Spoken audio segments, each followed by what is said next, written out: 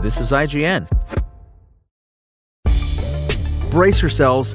A Kirby Air Riders Direct has been announced for this week. Welcome to your IGN Daily Update.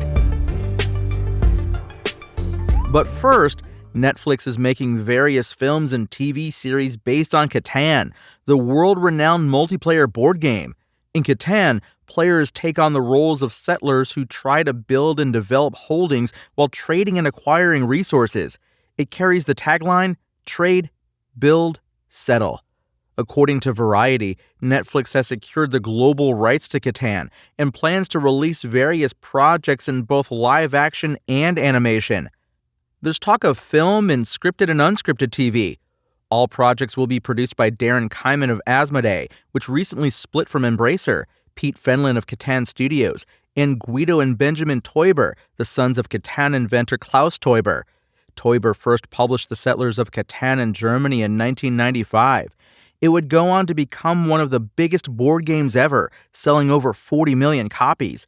He died aged 70 in 2023. There's no release window for any Catan projects, nor any details on what those projects will be, but it's clear Netflix sees huge value in projects based on board games and video games following a string of successes. Indeed, Netflix struck a deal for the rights to Monopoly from Hasbro Entertainment earlier this year. Warner Bros. Has hiked the price of subscriptions to its streaming service HBO Max. Effective immediately, the price rises hit all tiers for new subscriptions. According to Variety, HBO Max Basic with ads has increased by $1 a month to $10.99, or an extra $10 a year to $109.99 annually. HBO Max Standard, meanwhile, is up $1.50 a month to $18.49, or an extra $15 a year to $184.99. And finally, HBO Max Premium has increased by $2 a month to $22.99, or an extra $20 a year to $229.99. Existing monthly subscribers will get 30 days in advance of their plan changes, which means the price increases from your next billing date on or after November 20th, 2025. Current yearly subscribers will not see an increase until renewal and will be notified 30 days in advance of their plan renewing. Last month, Warner Bros. Discovery CEO David Zaslav explained why the company hadn't made cracking down on HBO Max password sharing a priority thus far. "We haven't been pushing on the password sharing and the economics yet," he said during a recent appearance at the Goldman Sachs Communacopia and Technology Conference.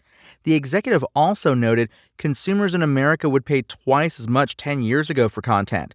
People were spending, on average, $55 for content 10 years ago. And the quality of the content, the amount of content that we're getting, the spend is 10 or 12-fold, and they're paying dramatically less.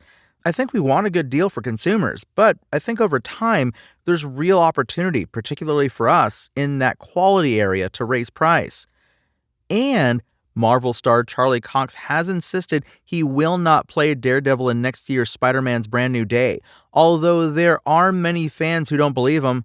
In an interview with Brandon Davis at New York Comic-Con, Cox acknowledged the fan speculation around Daredevil teaming up with Tom Holland's Spider-Man for Brand New Day. "I know that they all think I'm in Spider-Man because I'm filming something in London, which I'm not," Cox said. "Then, definitively, I'm not in Spider-Man." The natural follow-up question, is Daredevil in Avengers, either next year's Doomsday or 2027's Secret Wars, also got a definitive answer. "No, I'm just concentrating on Daredevil right now." Davis said he wasn't sure if he'd believed Cox's answers, to which Cox replied, "We'll see." But that skepticism is a running theme online, where some fans are comparing the Daredevil actor's comments here to Andrew Garfield's infamous lies whenever he was asked if he would appear in 2021's Spider-Man No Way Home. Fans had expected Cox to appear as Daredevil in Brand New Day, given Matt Murdock's cameo in No Way Home and confirmation that Jon Bernthal will reprise his role as Frank Castle, aka the Punisher, in the film. But Cox's name was not among the many that appeared in Marvel's Avengers Doomsday cast reveal video, although we know more actors are set to be confirmed.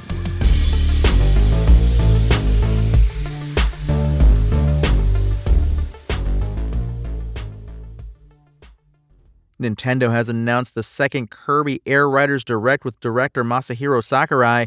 It's set for October 23rd at 6 a.m. Pacific, 9 a.m. Eastern, and 2 p.m. UK time. This one's even longer than the 45-minute Kirby Air Riders Direct we saw in August. Expect roughly 60 minutes of information on the upcoming Nintendo Switch 2 exclusive, Nintendo said. August's showcase divulged a release date for Sakurai's new game, offered a first look at gameplay, and saw the legendary developer compare Kirby Air Riders to Mario Kart in what was a Smash Bros. Style direct. You might be asking yourself if it's basically Mario Kart, Sakurai said. You race and battle with familiar characters around courses with different features, or so they say. Okay, so it basically is like Mario Kart. I even mentioned this when I received the request to make the game. I asked them if they still wanted to do it, but as fans of the original know, the appeal of the game is not actually the races. Kirby Air Riders is out on November 20th, 2025 for the Nintendo Switch 2 and features a wide roster of Kirby characters, including Waddle Dee, King Dedede, Gooey, Chief Kawasaki, Meta Knight, and more. Catch up on everything announced at the first Kirby Air Riders Nintendo Direct at IGN.com. That's your IGN Daily Update. My name is Tony Jackson, and if you want more news on your favorite games and entertainment topics, make sure to visit us at IGN.com. You can also download our free app on your phone or console and subscribe to our weekly podcast through the podcast service of your choice.